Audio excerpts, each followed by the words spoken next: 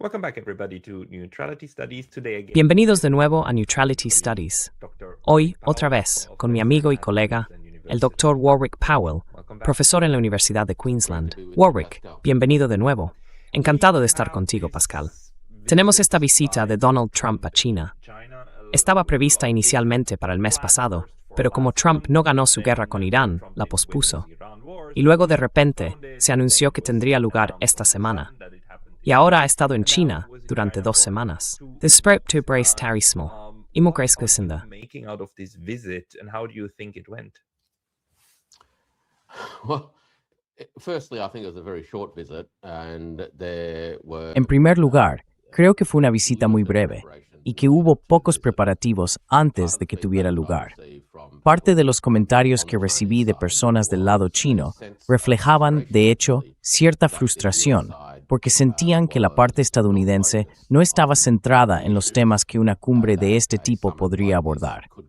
En parte, porque Estados Unidos está profundamente implicado en guerras en otros lugares, lo que ha absorbido mucha energía y atención. Así que, en mi opinión, sí había cierta frustración por el hecho de que muchos de los asuntos no iban a recibir el de preparación que normalmente cabría esperar.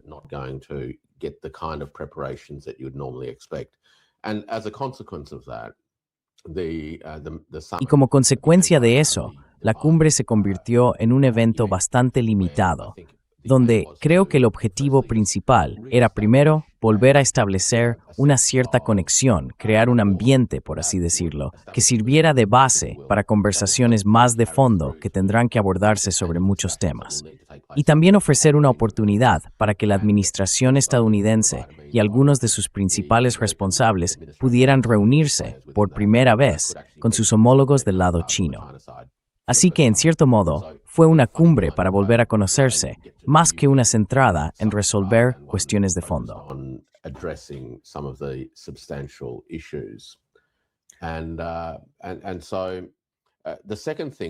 Y lo segundo, que resultó bastante interesante del evento, fue, por supuesto, la enorme delegación empresarial que acompañó al presidente Trump, en lugar de una gran representación de funcionarios públicos y personas implicadas en los distintos temas. Curiosamente, si uno repasa la lista de empresarios que asistieron durante esos 2 días, se puede decir que se dividían más o menos en 3 grandes categorías, o quizá 3 y media. La primera categoría incluye a un par de empresas que están profundamente integradas en el ecosistema chino y que dependen muchísimo de la buena administración de China. Y me refiero, por supuesto, a Apple y a Tesla.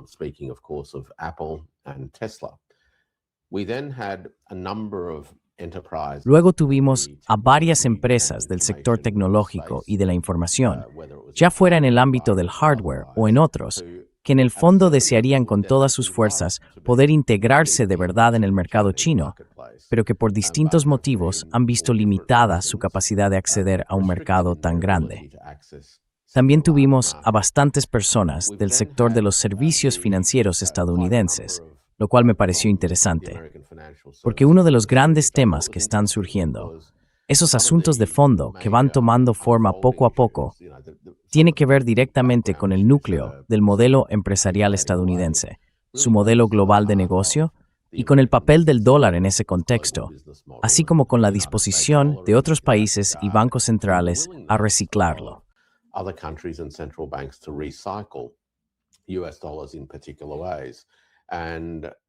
Dólares estadounidenses de formas muy concretas. Y estoy seguro de que esas empresas de servicios financieros tenían mucho interés en asegurarse de poder aprovechar las oportunidades que ofrece un sector financiero chino en plena expansión y madurez. No hay duda de que es uno de los ámbitos de crecimiento en China, y esas compañías estarían encantadas de quedarse con una parte de ese negocio. Y esa última parte, en realidad, correspondía a gente del sector alimentario, que sin duda también buscaba acceso al mercado. Así que en conjunto, el hecho de que no hubiera errores por parte de nadie se puede considerar un resultado positivo. Pero en cuanto a los grandes temas, ya sean cuestiones bilaterales, de arquitectura global, de inteligencia artificial o la guerra en Irán, y así sucesivamente, no creo que se haya avanzado mucho. I don't think much progress was made. Now, do you know were they discussed at all? Because ¿Sabes si hablaron de eso en algún momento? Porque por un lado, la semana pasada vimos al ministro de Exteriores iraní, Araghchi, viajando a Pekín y reuniéndose, creo, con Wang Yi, su homólogo.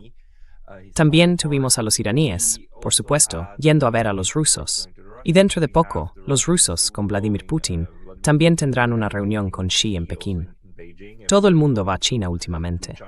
¿Por qué? ¿Sabemos si los chinos y los estadounidenses hablaron en algún momento sobre Irán? The Chinese and the Americans at all spoke about Iran?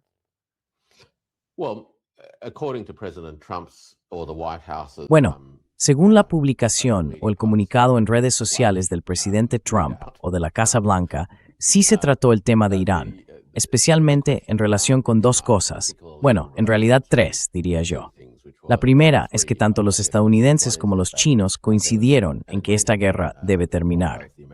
El segundo punto es que el estrecho de Hormuz debe permanecer abierto al tráfico marítimo. Y el tercero es que Irán no debe volver a convertirse en una potencia nuclear. Ahora bien, cuando uno lee los materiales chinos, no he visto ninguna mención a esas tres cuestiones. I haven't seen any mention of those three things. So, Así que, y eso no he visto que se mencione en ningún sitio. Any mention of it? Novel. So it's only Así que, solo es la parte estadounidense la que afirma que hablaron de esto y que esos tres puntos están acordados con sus homólogos. with their counterparts. yeah, and maybe they were raised, maybe they weren't. Y bueno, quizás se mencionaron, quizá no. Pero desde luego no parece que hayan tenido un papel especialmente destacado en la atención que China dio a los temas que sí trató. Otra cosa, creo yo, es que en lo que respecta a la cuestión de Asia Occidental, Irán y el estrecho de Hormuz, mientras el presidente Trump estaba en Pekín, se informó de que unos 30 barcos salieron del estrecho de Hormuz rumbo a China cargados de petróleo. Así que, en cierto modo, incluso si la propia versión del presidente Trump sobre las conversaciones es correcta, y este asunto de mantener el estrecho abierto al tráfico fue una opinión compartida, creo que la visión china es algo así como, bueno, desde nuestro punto de vista, el tráfico está abierto. Y ya sabes, así es como están las cosas. And, that's how it is. Now, the other point that the Americans did make was not only that it was Ahora, el otro punto que mencionaron los estadounidenses no fue solo que estaba abierto al tráfico, sino que además no habría peajes.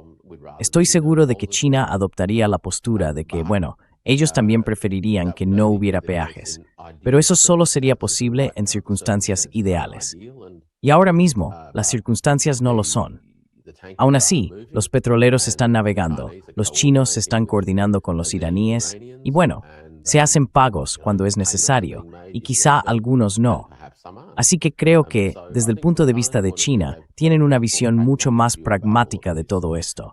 No porque quieran, digamos, poner una caseta de peaje en el estrecho de Hormuz, sino porque simplemente entienden que fueron los estadounidenses quienes provocaron esta prueba de fuerza.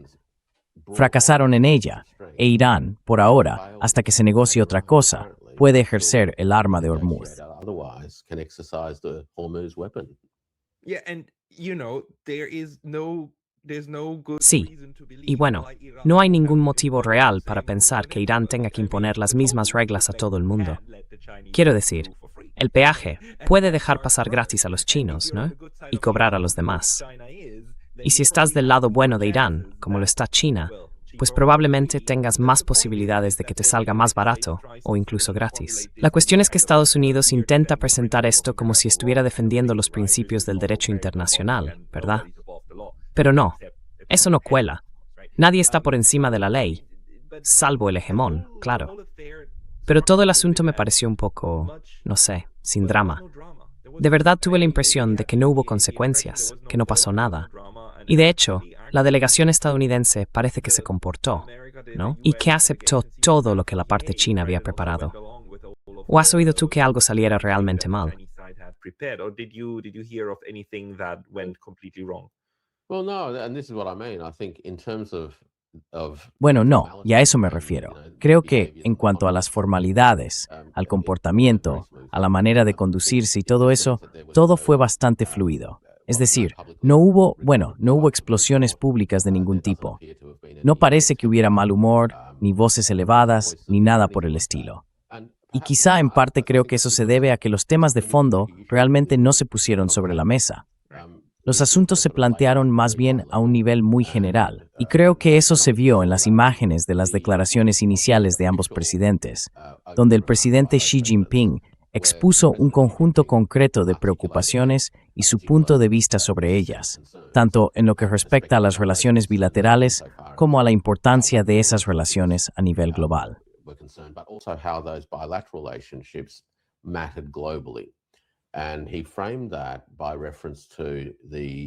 Y él planteó todo eso, haciendo referencia a la cuestión de la llamada trampa de Tucídides, y formuló en cierto modo algunas preguntas retóricas. ¿Somos capaces de superar esa supuesta trampa de Tucídides? Y podemos, por tanto, construir un nuevo modelo de relaciones entre Estados. A continuación, en la práctica, respondió a esa pregunta proponiendo la idea de una estabilidad estratégica constructiva. Y fue una idea con la que el presidente Trump también estuvo de acuerdo. Creo que la propuesta central aquí es que lo que el presidente Xi Jinping intentó hacer fue replantear la naturaleza de la relación bilateral en términos que no fueran los de la trampa de Tucídides. Trató de ir más allá del dualismo que normalmente implica, de las consecuencias de suma cero que conlleva esa idea, y abrir espacio para lo que en esencia es el arte de gobernar entre estados.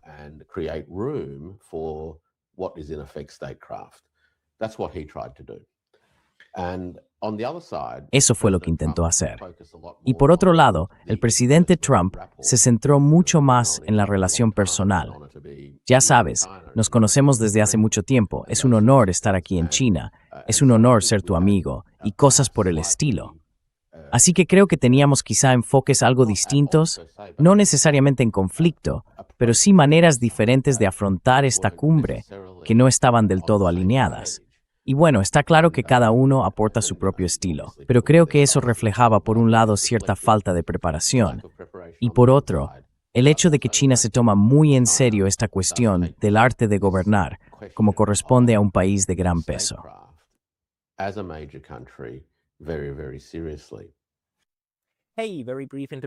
Oye, una pausa muy breve, porque hace poco me banearon de YouTube.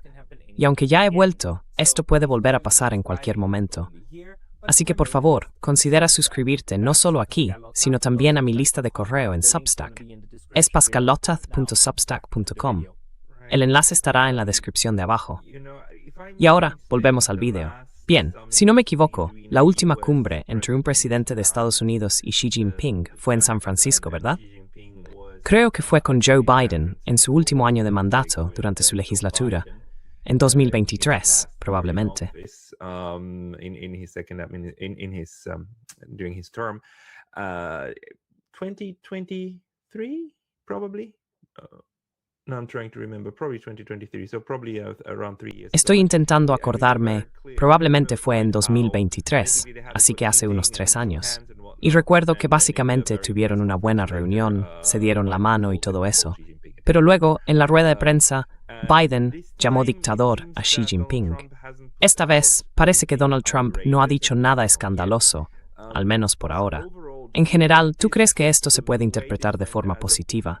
Y que quizá deberíamos pensar que, también desde el lado estadounidense, el hecho de que Donald Trump haya llevado a tantos empresarios indica que, bueno, seguimos abiertos a hacer negocios.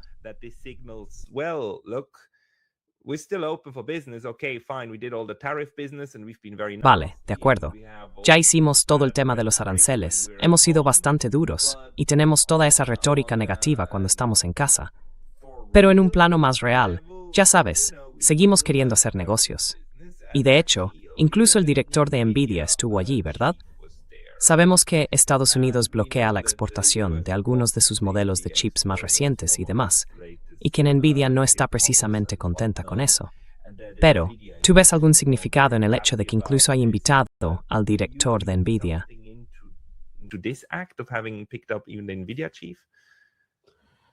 Look, Mira, quiero decir, no hay duda de que Jensen Huang desearía con todas sus fuerzas poder vender más de sus productos en el mercado chino. El producto G200 está aprobado para su venta y lo ha estado desde hace varios meses, pero no se ha vendido ni una sola unidad. Y creo que ese ha sido un problema que claramente él quería intentar resolver. Entender cuáles eran los bloqueos y por qué Nvidia no conseguía avanzar con los acuerdos de venta. Mira, creo que parte de la dificultad de todo esto es que la maquinaria del gobierno de Estados Unidos y los distintos aparatos del Estado, el llamado Estado permanente, o como cada uno quiera llamarlo, tienen memorias institucionales muy arraigadas y formas muy establecidas de hacer las cosas. Y los presidentes, en cierto modo, van y vienen. Y este tipo de cumbres también van y vienen.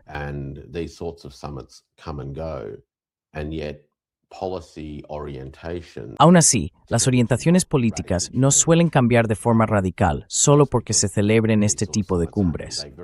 Muy pocas veces se producen giros estratégicos importantes. Y creo que una de las preocupaciones que la gente tiene, con razón, es que, aunque ha habido un buen ambiente, y centrémonos en eso, este evento lo que hizo fue generar un clima que, en cierto modo, rebajó un poco el tono más bronco y acalorado de la dinámica, pero no hizo mucho más. Ahora bien, los estados de ánimo son importantes porque pueden marcar el tono de las reuniones posteriores, tanto a nivel oficial como ministerial. Al final, la disposición que uno tiene para ceder o negociar depende un poco del ambiente que se haya creado. Si el ambiente es malo, claro, todo el mundo se enroca en absolutamente todo.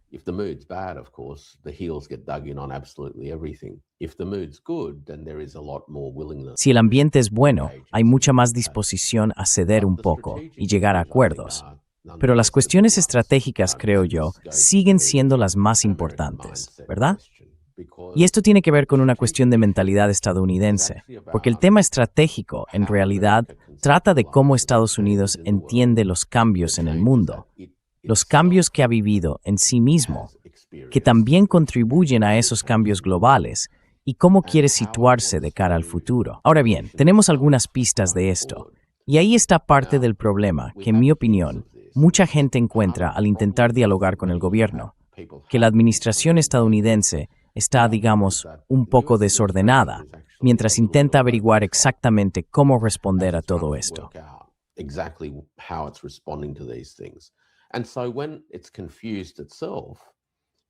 Y entonces, cuando se confunde a sí misma, tiende a volver a la comodidad de los viejos hábitos. Y esa comodidad, claro, es la creencia de que Estados Unidos es un país excepcional, que está por encima de las normas que impone a los demás, que tiene la capacidad de dictar las condiciones a nivel global y conseguir lo que quiere. Esa sensación de ser el actor principal siempre reaparece cuando hay confusión sobre qué hacer.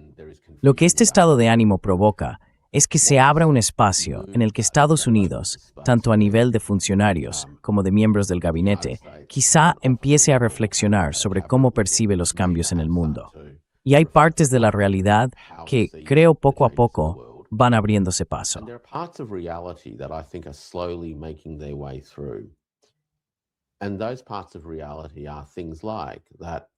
Y esas partes de la realidad son cosas como que la primacía estadounidense es algo que solo podemos ver ya en el retrovisor. Eso no quiere decir que Estados Unidos no sea una nación grande, importante y poderosa. Lo es. Simplemente ya no es el líder evidente. Y aceptar eso, y aceptar el desplazamiento que implica, ha llevado su tiempo. Asumir que hay otras grandes potencias en el mundo que no se dejan intimidar y que ofrecen cierto grado de protección a otros es algo difícil de aceptar.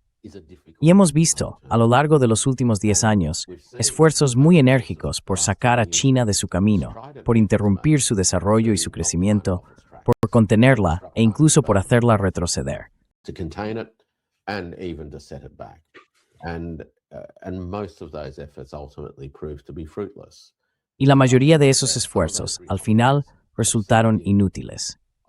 Creo que algunas de esas realidades han empezado a calar. Tengo la sensación de que el presidente Trump lo entiende mejor que algunos de los miembros más ideológicos de su administración. El año pasado, presionó con fuerza en las guerras comerciales, pero llegó a la conclusión de que al menos por ahora, eso era un callejón sin salida con respecto a China. No quiere decir que no vuelvan a intentarlo con otras cuestiones, pero por el momento eso se ha estancado. Esto, sin embargo, genera muchos problemas en Estados Unidos, porque en el Congreso hay mucha gente, senadores incluidos, que son auténticos halcones. Y eso hace muy difícil moverse en este entorno desde el punto de vista de la política interna. Estoy seguro de que desde el lado chino lo entienden perfectamente.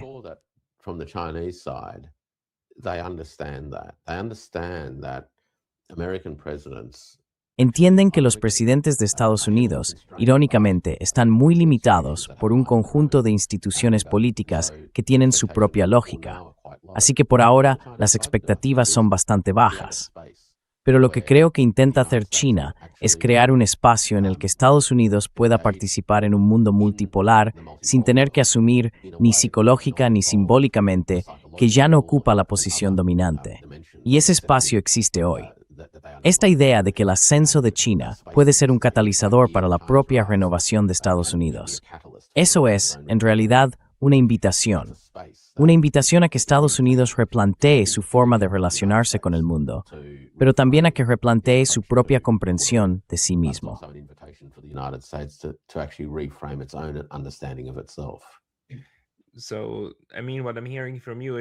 O sea, lo que entiendo por lo que dices es que, según tu interpretación, esto es una señal muy clara de que China no ha renunciado a intentar mantener una relación constructiva con Estados Unidos, y en el fondo, con la mano tendida.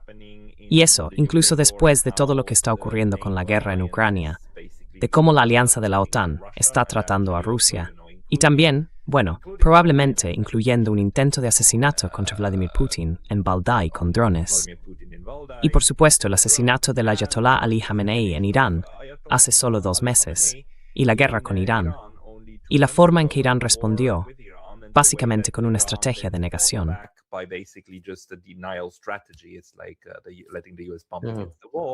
Es como dejar que Estados Unidos bombardee el mundo. Y claro, China está observando todo eso, ¿no? ¿Cómo crees que esto está afectando la forma en que China evalúa cómo tratar con Estados Unidos? Por lo que estás diciendo ahora, parece que están en un punto en el que piensan que todavía es posible mantener una relación constructiva, ¿verdad? Bueno, la invitación está ahí. Si esa invitación se acepta o no, será la prueba. Y creo que, bueno, China...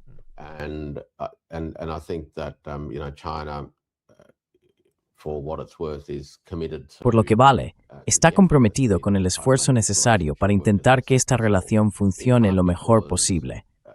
En parte, porque nadie quiere, de forma deliberada, seguir un camino que inevitablemente lleve a la guerra si puede elegir otro distinto. Pero también, creo, porque China tiene confianza en su propia posición, y eso le permite extender esta invitación a los estadounidenses, sabiendo que China no es precisamente fácil de doblegar. Uks decidiu, Chi marker de Marens, en texto de la bribnalen economit hinward en law en meio. Now, it's que diría más importante fucinit. China is the world's most significant economy. And I mean that by reference to the material economy. Y me refiero sobre todo a la economía material, más que a cualquier otra cosa, ya sea en las tierras raras, de las que todo el mundo habla, o a lo largo de las cadenas de fabricación industrial, en las relaciones comerciales que mantiene por todo el mundo, o en las inversiones que ha hecho en infraestructuras críticas en todos los continentes. China es hoy la potencia económica más importante del mundo, y lo sabe. También sabe que la capacidad militar de Estados Unidos ya no es la que era, y lo ve. Ve que la guerra en Asia Occidental ha dejado al descubierto las limitaciones de la capacidad militar estadounidense.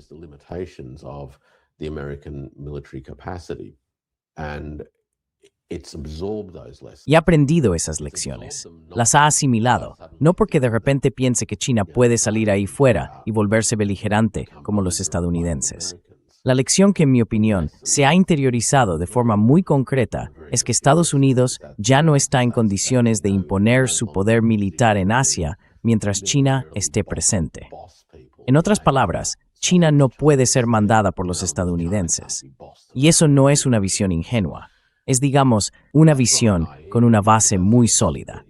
Así que China tiene confianza en su capacidad para tratar con Estados Unidos. No porque crea que es más grande o más fuerte, sino porque sabe que es lo bastante fuerte.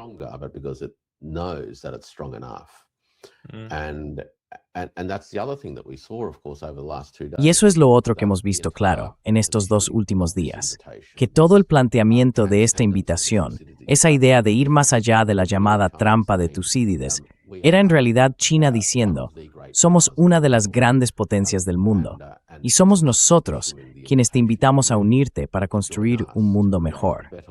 Porque como las 2 mayores economías del planeta, tenemos una responsabilidad no solo con nosotros mismos, sino también con los demás. Y ese desafío está sobre la mesa. China no puede obligar a los estadounidenses a comportarse de una determinada manera. Lo que sí puede hacer es crear los espacios que, con suerte, permitan a los responsables políticos estadounidenses dar pasos que reduzcan las tensiones y generen oportunidades de diálogo y de intercambio significativo, también comercial, que ojalá produzcan resultados positivos para la gente a ambos lados de esta conversación.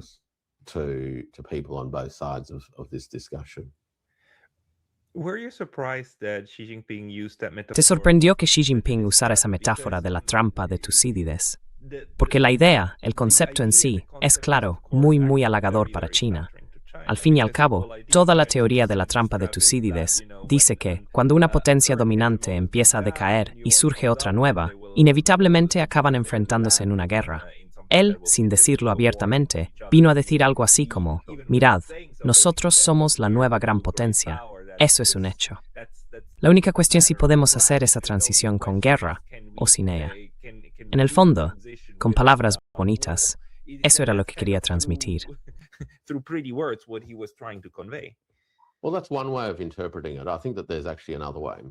Bueno, esa es una forma de interpretarlo. Pero creo que en realidad hay otra, porque también hay otra manera de leer la guerra del Peloponeso de Tucídides, su historia. Y esa otra interpretación se centra en el fracaso del arte de gobernar, que fue lo que llevó a la guerra en sí. Creo que esa lectura, o ese enfoque para extraer lecciones de las historias de Tucídides, es mucho más relevante desde el punto de vista de China. En cierto modo, el argumento de Tucídides era que la guerra fue consecuencia de la arrogancia, la vanidad y el ego, que acabaron por minar las posibilidades de una política sensata entre estados vecinos.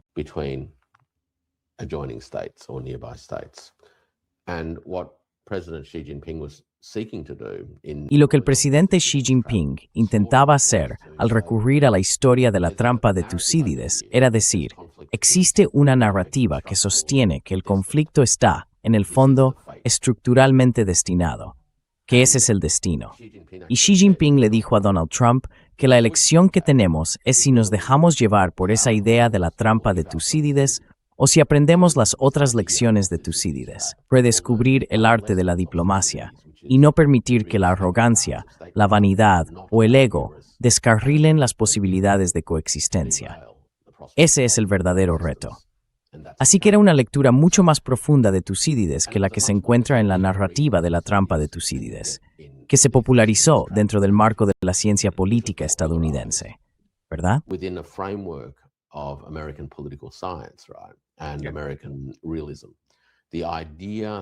Y el realismo americano, ¿verdad? Esa idea de que los estados existen como si fueran átomos newtonianos, flotando libremente, chocando entre sí, y que cuando uno crece, el otro tiene que resistirse, y al final eso nos lleva a algún tipo de conflicto. Pero lo que Xi Jinping planteó, aunque en términos mucho más accesibles, es la idea de que, en realidad, los intereses de los estados no existen en ese sentido atómico newtoniano, sino que están profundamente entrelazados desde el principio, desde los propios cimientos de la soberanía.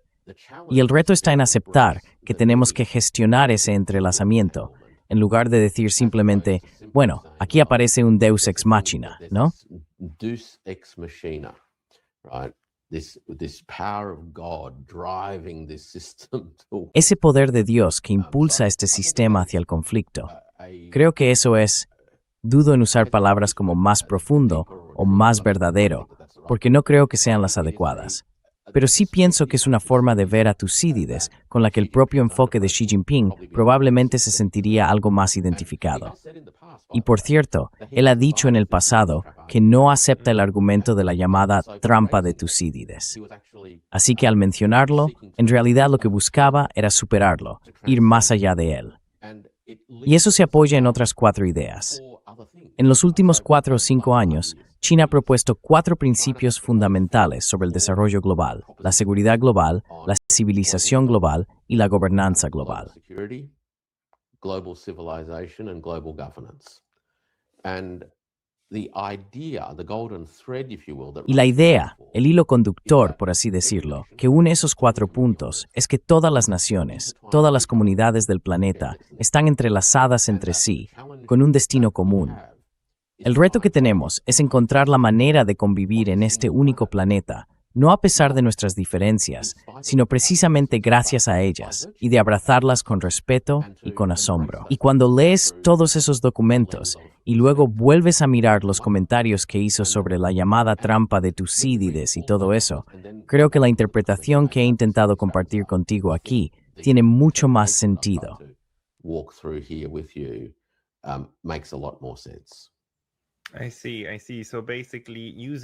Ya veo. Así que básicamente, usar la llamada trampa de Tucídides en su discurso fue una forma de otra vez lanzar la invitación en unos términos que la otra parte pudiera entender, pero reformulándola enseguida para decir algo así como, oye, vayamos a algo un poco más constructivo. ¿Cómo crees que se va a percibir esto en la región? Me refiero a Japón, Filipinas, el entorno cercano de China, incluso Australia, donde estás tú. Porque por un lado, es una reunión bilateral entre Estados Unidos y China, pero no creo que ninguno de los dos sea tan ingenuo como para pensar que solo tiene importancia para ellos. En realidad, todo el mundo está mirando esto ahora, buscando pistas sobre hacia dónde va este camino.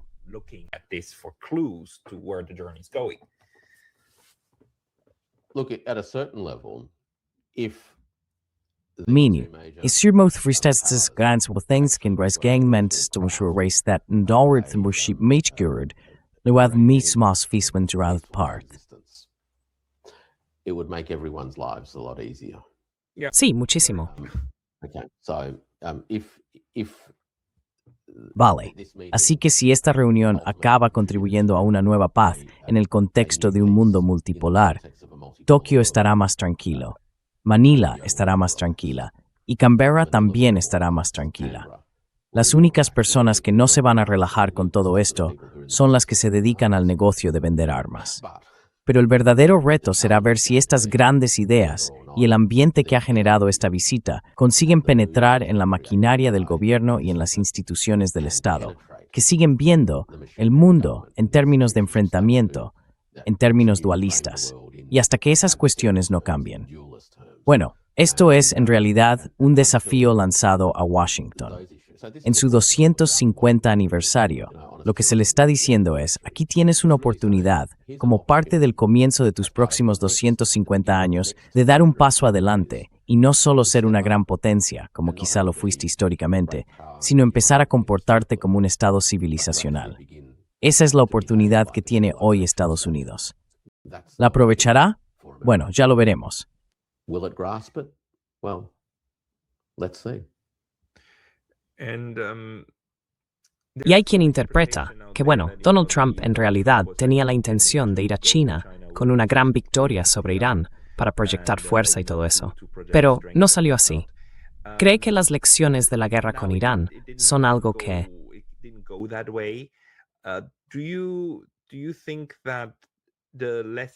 ¿Crees que esto va a influir o que va a influir en la forma en que China maneja su relación con Estados Unidos?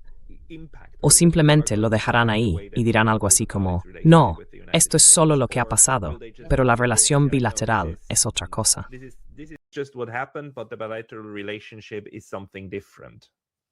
No, look, I think it frames, it helps. No.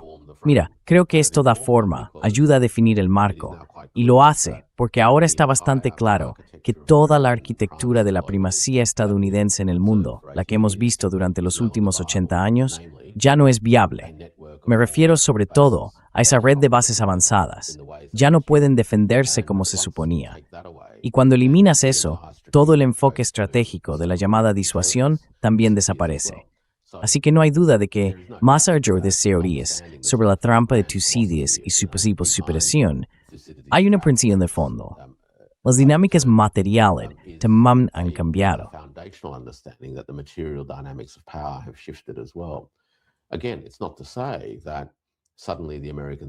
De nuevo, no quiero decir que de repente los estadounidenses sean un rival fácil, ni mucho menos.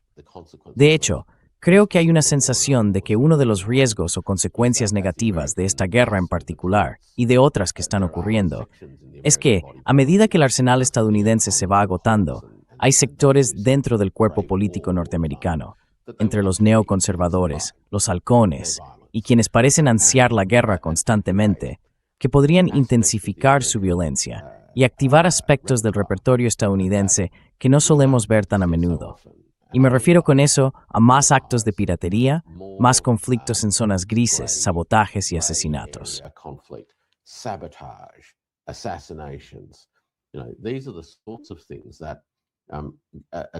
Estas son las cosas que realmente pueden pasar mientras Estados Unidos intenta aplazar esos cambios y retener o asegurar todo lo que pueda mientras el mundo a su alrededor sigue transformándose. Esa es la parte peligrosa. Y no creo que los pensadores chinos se hagan ilusiones sobre que ese aspecto de Estados Unidos sea siempre seguro. Forma parte de la naturaleza misma de su sistema político, porque ha sido así desde hace mucho tiempo. Lo que creo que se espera es que Estados Unidos esté aprendiendo poco a poco las lecciones de la política, no solo las que tienen que ver con los nuevos fundamentos del mundo multipolar, que son complicados y desordenados. No es que de repente vayamos a entrar en una especie de utopía, ¿verdad? We're not suddenly going into some kind of, utopia, right? But basically, the United States is no longer a primary. Básicamente, Estados Unidos ya no es la única potencia principal indiscutida. Ahora hay otras grandes potencias, y ya no pueden ir por el mundo imponiendo sus condiciones a su antojo. Creo que algunas personas en Estados Unidos están empezando a asimilar las consecuencias de eso. Otras, no. Y ese conflicto aún no se ha resuelto dentro del propio país. ¿Quién va a ganar esos debates dentro del cuerpo político estadounidense? ¿Va a llevar esto a un intento de reafirmar su primacía? Podría ser. ¿O va a derivar en más de ese tipo de guerras sucias? Es bastante posible. Pero al mismo tiempo, existe la oportunidad real de que Estados Unidos se renueve como una nación capaz de ofrecer versiones del siglo XXI de la prosperidad, ¿verdad? 21st century versions of prosperity, right? But the only way I can do that is actually by becoming. Pero la única forma en que puedo hacerlo es convirtiéndome realmente en un miembro normal de la comunidad global. Y esa es la esperanza. Ahora bien, mira, hay gente, muchos de ellos, creo que personas que tú y yo conocemos, que tienen una visión muy negativa de Estados Unidos. Piensan que está obsesionado con dominar el mundo, que seguirá haciéndolo y que usará cualquier medio que tenga a su alcance. Y creo que hay partes de las instituciones estadounidenses que son así, pero no es la única cara de Estados Unidos. La pregunta es, ¿pueden otras partes empezar a hacerse oír y a imponerse?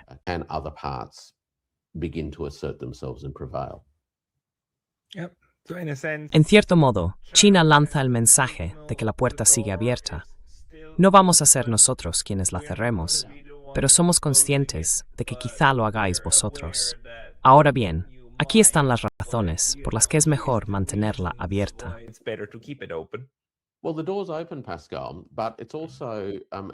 Bueno, la puerta está abierta, Pascal, pero también es como decir, y no penséis que podéis venir a intimidarnos más.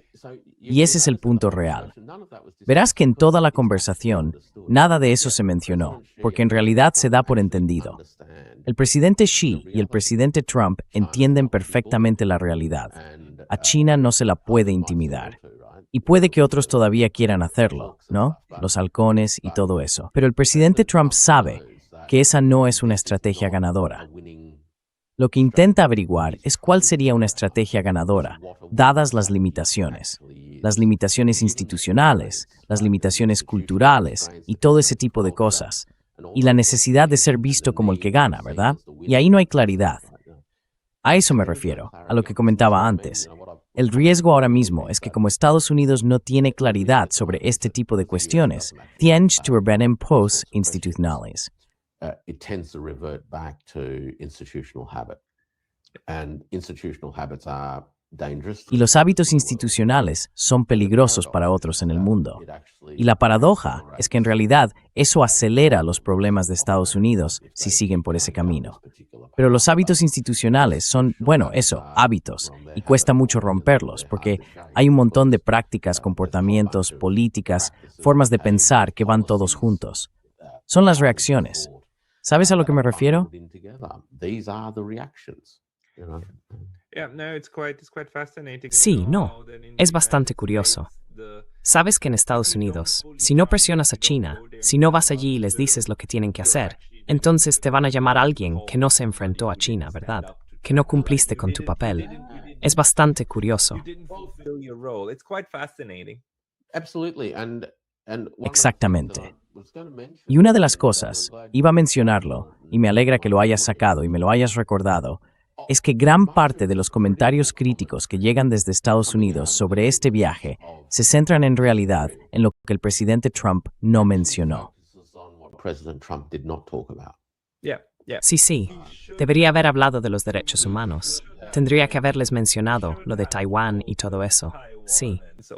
Well, I mean, we can run off the list, right? We should have Bueno, given them quiero a decir, document, podemos repasar la lista, ¿no? whatever. Deberíamos haberles dado una charla sobre derechos humanos. Inserta aquí lo que quieras sobre eso. Deberíamos haberles dado una charla sobre, ya sabes, liberar a alguien. Ya sabes, Jimmy Lai. Puede que se mencionara o puede que no, pero desde luego no apareció en los comunicados. Hay que plantarse y no vender a Taiwán, bla, bla, bla. Todo esto es completamente predecible, porque son los hábitos de ciertas partes del cuerpo político. Y ahora el presidente Trump está siendo criticado por las cosas que no dijo. Y hay todo tipo de comentarios graciosos sobre cómo, bueno, o fue humillado por la referencia a la trampa de Tucídides. Humiliated because of the reference to the Thucydides trap. I actually don't think that was the purpose.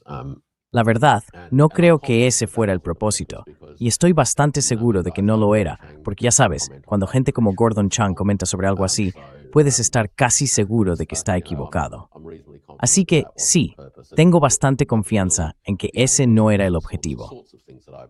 Lo que realmente se buscaba era lo que ya he explicado. Pero la naturaleza de las instituciones políticas estadounidenses es que habrá una presión enorme para socavar cualquier oportunidad que se haya abierto con el ambiente que se ha creado en estos 2 últimos días. Y eso lo sabes, ¿verdad? Hay un comité permanente que se dedica por completo a hacer una cosa u otra en relación con el Partido Comunista de China.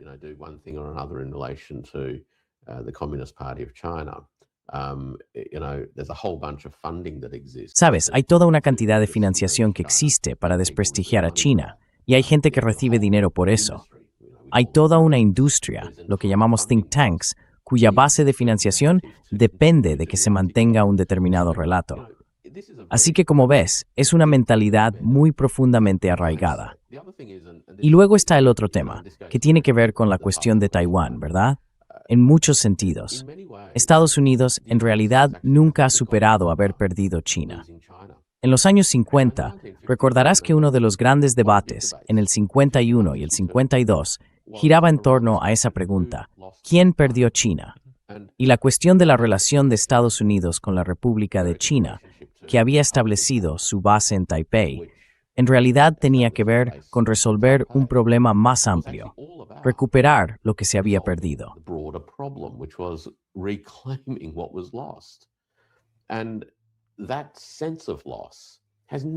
Y esa sensación de pérdida nunca se ha ido, nunca.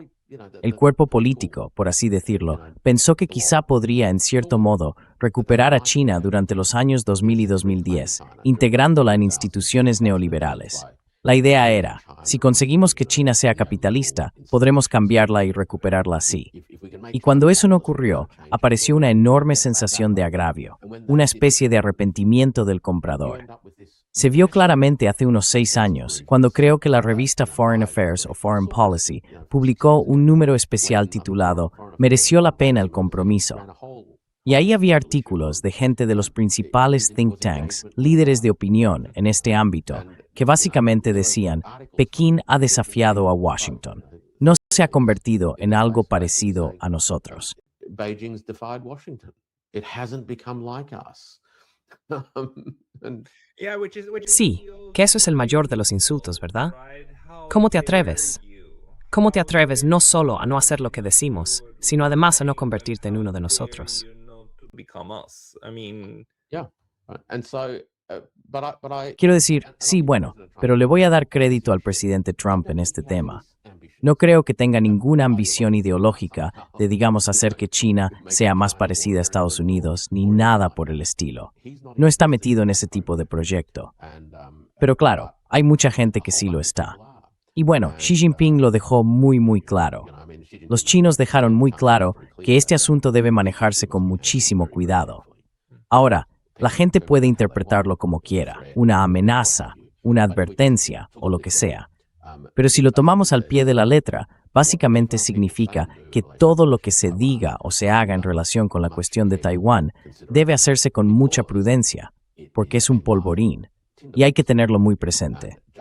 Y creo, o más bien sospecho, que en algunas conversaciones privadas se transmitió una comprensión más clara de lo que eso significa exactamente. debate about exactly what that means, and now that may make. Y ahora, eso puede poner más nerviosa a la gente en Taipei. Pero creo que otra cosa que está pasando en la isla es que también están viendo cómo las bases estadounidenses en Asia Occidental están siendo destruidas, ¿verdad? Y están viendo y leyendo informes sobre cómo el complejo militar industrial estadounidense literalmente no puede mantener el ritmo, que han estado agotando su arsenal. Y en realidad no están en condiciones de desempeñar ese papel de sheriff protector que fingieron tener durante décadas. Eso va a cambiar la forma de pensar de la gente. Así que, cuando preguntas qué piensan en Tokio y en esos lugares, bueno, si la paz se impusiera, todos estarían contentos. Pero si no hay paz, la realidad es que los estadounidenses ya no están en la misma posición que hace 20 años. Americans are no longer in the same position as they were 20 years ago. That's just a fact. Just a That's a fact. fact. Eso es un hecho, simplemente un hecho. Ya sabes, todavía tengo la esperanza de que la gente realmente mire y entienda lo que ha pasado en los últimos meses. Y además, el señor Xi está jugando sus cartas con mucha habilidad. Se reúne con Donald Trump como jefe de Estado de China, ¿verdad? Mantiene esa conversación. Y luego se reúne con el líder del KMT, no como jefe de Estado, sino como líder de su partido. Es decir, una relación de partido a partido. Y con eso está enviando una señal. Estoy dispuesto, o como dijiste, abierto a hacer negocios. La puerta está abierta. La invitación está ahí. Well, the invitation's there. Look, this Taiwan question, and I know. Mira, esta cuestión de Taiwán, y sé que hay mucha gente en Occidente a la que no le gusta oír esto, pero el legado histórico, lo que la historia nos ha dejado en el mundo, es una guerra civil inacabada. Y esa guerra civil tiene que concluir de una forma u otra, en algún momento, sea cual sea el resultado final. La manera en que eso se desarrolle dependerá de las circunstancias del momento, del equilibrio de fuerzas, de la opinión pública y así sucesivamente. Pero esa es la mano que la historia nos ha repartido. No se puede ir por ahí pensando, bueno, Taiwán es un país independiente. Pues no lo es. Well, Taiwan's an independent country. Well, it's not. Right? If it was, then perhaps the administration. Si fuera así, entonces quizá la administración de la isla acabe dando los pasos para declararse como tal, ¿no? La historia reparte las cartas, y esas cartas determinan tanto las condiciones de posibilidad como las de limitación. Ahora bien, ¿qué va a pasar? Pues sospecho que cada vez más gente en la isla empezará a interiorizar algunas de estas realidades. No estoy diciendo que les vaya a gustar nada de esto, ni que vayan a llegar a una posición clara y definitiva, pero sí que cambiará las actitudes. Liberará partes de los procesos de pensamiento que llevaban mucho tiempo bloqueadas, porque cambia de forma fundamental el entorno en el que todo funciona. It fundamentally changes the operating environment. And when that happens, people Y cuando eso ocurre, la gente no tiene más remedio que volver a plantearse algunos de estos temas. Y los estadounidenses, si quisieran, podrían desempeñar un papel constructivo en todo esto. Que lo hagan o no, eso ya es otra cuestión. Pero si quisieran, de verdad podrían tener un papel muy constructivo con el objetivo de resolver esa guerra civil inconclusa de una forma que la gente pueda aceptar. Pero bueno, esa es una conversación para otro día, obviamente. Aún así, creo que estas son algunas de las cuestiones que estas reuniones, este tipo de cumbre, en el contexto de la guerra en Asia Occidental y todo lo que la rodea, están realmente saliendo a la luz en nuestra región.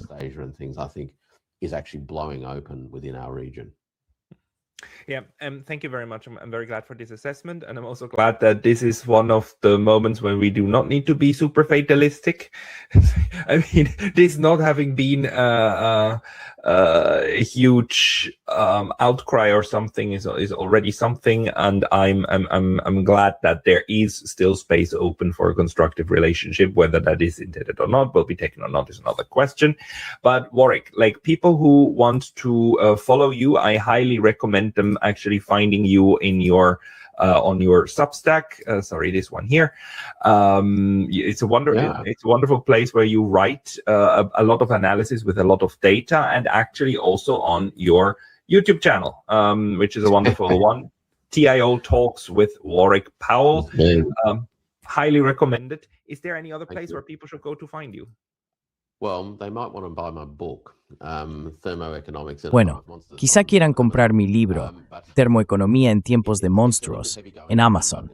Es un poco denso, pero trata bastante sobre las cuestiones fundamentales de la economía de la energía y sobre cómo se desarrollan los sistemas económicos. Creo que eso nos ayuda a arrojar algo de luz sobre los temas de los que hemos estado hablando. Porque al final, las bases materiales están cambiando a nuestro alrededor. Y la forma en que las naciones y sus gobiernos asimilen esos cambios y respondan a ellos va a determinar si salimos de este periodo de gran tensión más o menos enteros o no. Así que sí, animaría a la gente a echarle un vistazo.